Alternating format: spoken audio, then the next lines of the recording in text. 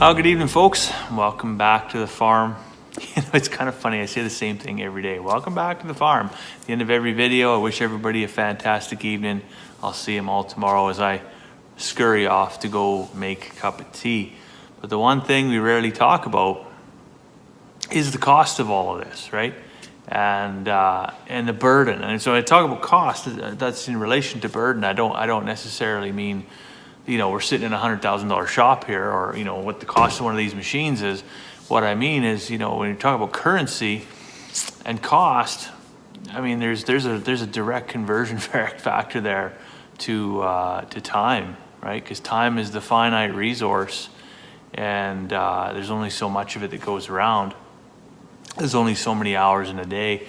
So I did see some conversations taking place today amongst some folks in our circle about whether you work full time and how do you manage on the homestead, and how do you not get completely burnt out and overwhelmed.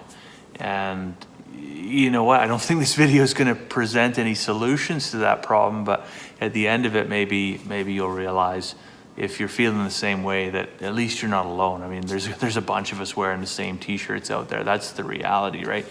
I think a lot of us, they get into this homesteading lifestyle with the desire to kind of disperse from the 9 to 5, but we can't get to that point, for quite some time. And so we're still struggling with the 9 to 5, and still managing, whether it's a hobby farm, a homestead, acreage, whatever it is we've gotten ourselves into, how much we've bitten off, and now suddenly realizing it's hard to chew.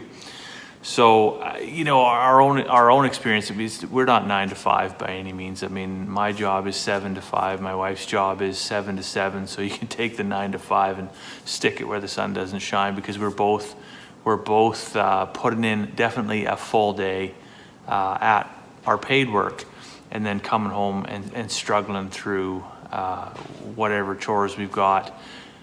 Never mind the projects that we want to get done. And so that's, I think, where a lot of people, they start to lose faith, because they realize, there's only so much, where you get nice weather where you can work on these projects, and that's a real challenge here in northern Alberta. I mean, we get 6 months of winter and about 2 to 3 weeks where it's nice weather, right?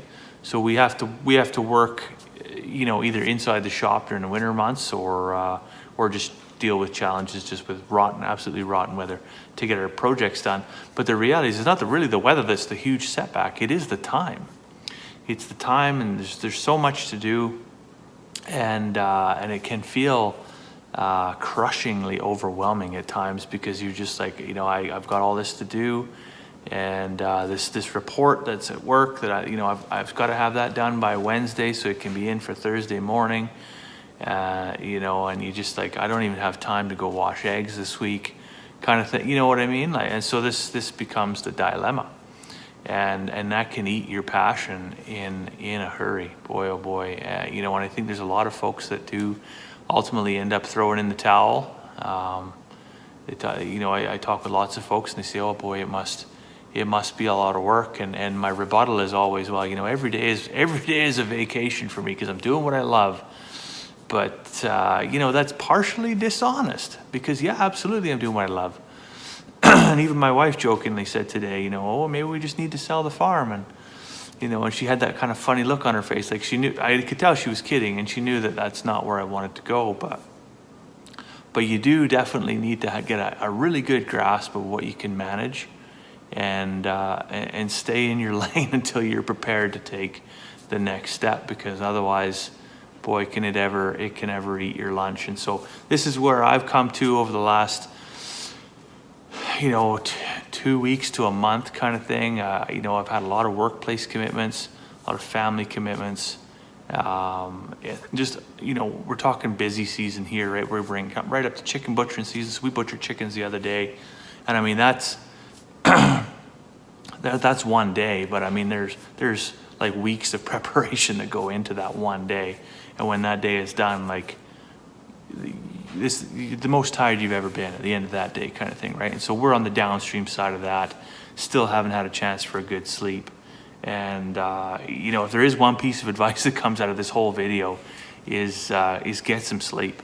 Because, like I said, the last 2 weeks to a month, I've been feeling very overwhelmed, just tired, not feeling great, and I talked with my wife today, and we say, maybe we need to go see a doctor, right? Maybe there's legitimately something medically wrong, and maybe I need a doctor's appointment.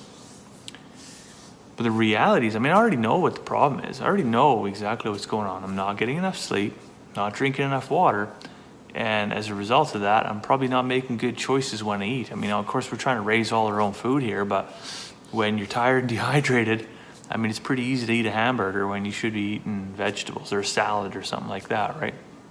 So get yourself in too deep, you make bad choices, and ultimately it just continues to spiral. And so that's where I'm at now. And it comes to a point where it's just literally pressing down on you until you realize that. And so we're at a crossroads now where we got to make a choice, right? So do we sell a whole bunch of animals? That's definitely an option. We're massive hay shortage for the winter. We're looming. How are we going to manage all of that?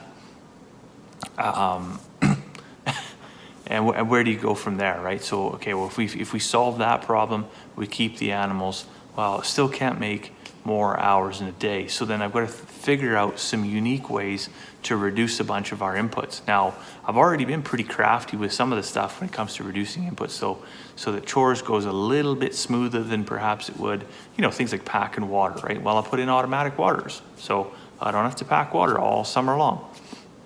But as we get into the winter months, automatic water is not going to work unless it's heated and heat traced and all this stuff, right? So I'm going to be packing water to the chickens every day.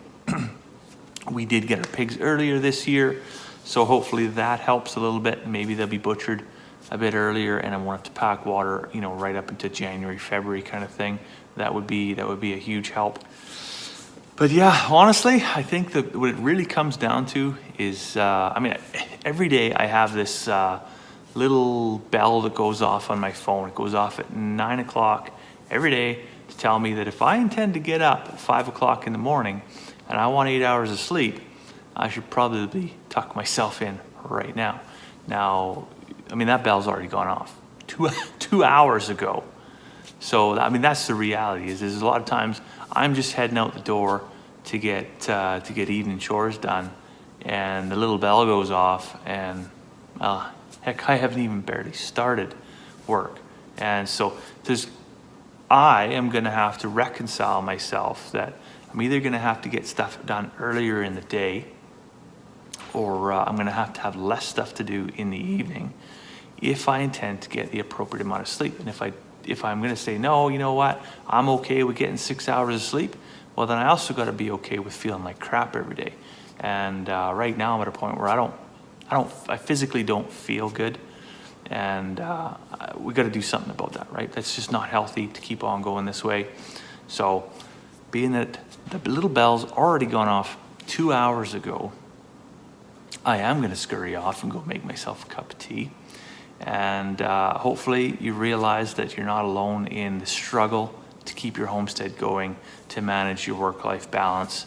There's others out there that feel the same way, and you're not alone, so don't be scared to talk to somebody about it as well, right? Don't be an island. Don't feel, all that pressure that comes down on you. Sometimes you just need to chat with somebody about it. Maybe they'll give you some ideas. You never know. Maybe they'll just talk some sense into you and tell you, don't buy the ducks. Anyways, on that note, I hope you have a fantastic evening, and we'll see you tomorrow.